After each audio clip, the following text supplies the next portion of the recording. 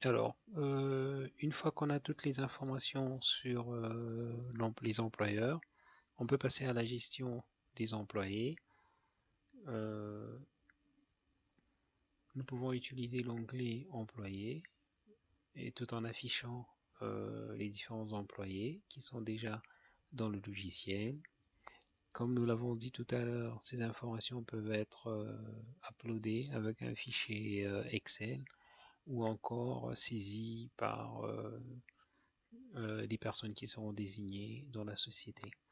Alors, sur les employeurs, nous enregistrons un matricule.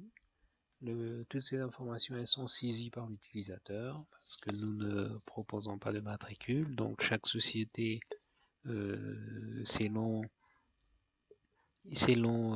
la manière dont ils assignent les matricules, ils saisissent l'information qui est trop capitale parce que c'est notre clé, c'est le pivot fait pour toutes les informations au sein du système.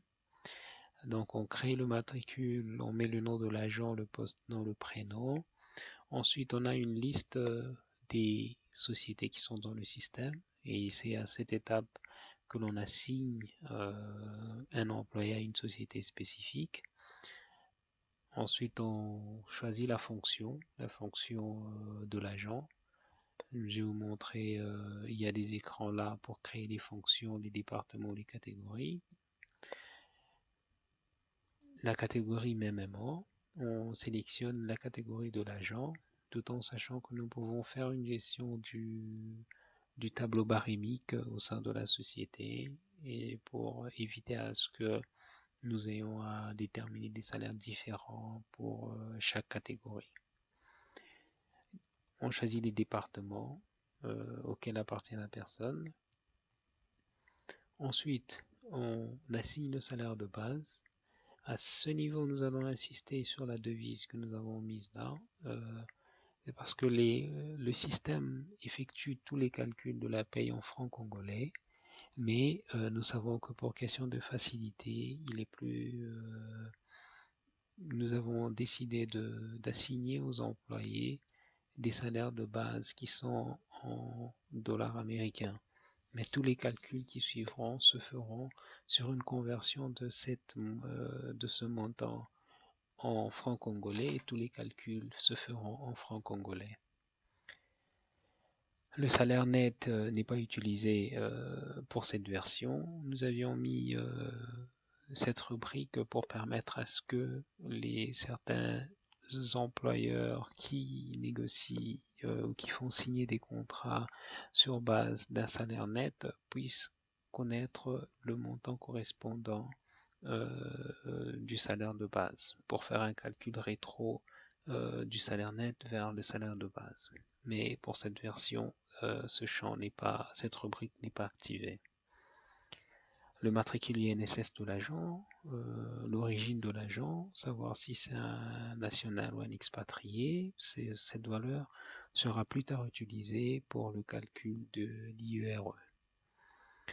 La date d'engagement, ce que nous avons pour le calcul éventuellement de la prime d'ancienneté, le nombre d'enfants de cet agent, le statut marital, le statut, au niveau du système, parce que c'est cette valeur qui nous permet de plus tard désactiver les personnes qui ont quitté ou qui ont démissionné ou qui ont été licenciées.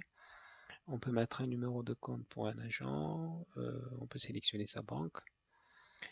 Le statut marital, savoir s'il est marié ou célibataire, sa date de naissance, le lieu de naissance, le sexe. Alors ces infos n'interviennent pas dans la paye, mais nous estimons qu'elles sont importantes, qu'on les mette à ce niveau-là. La date de fin contrat, si l'employé a un contrat à durée déterminée, donc on va déterminer que c'est un CDD, et puis on va déterminer sa date de fin contrat. Le type de prestation, c'est un élément très important parce que notre logiciel peut vous permettre de faire un traitement de paye en considérant des prestations journalières ou bien des prestations horaires.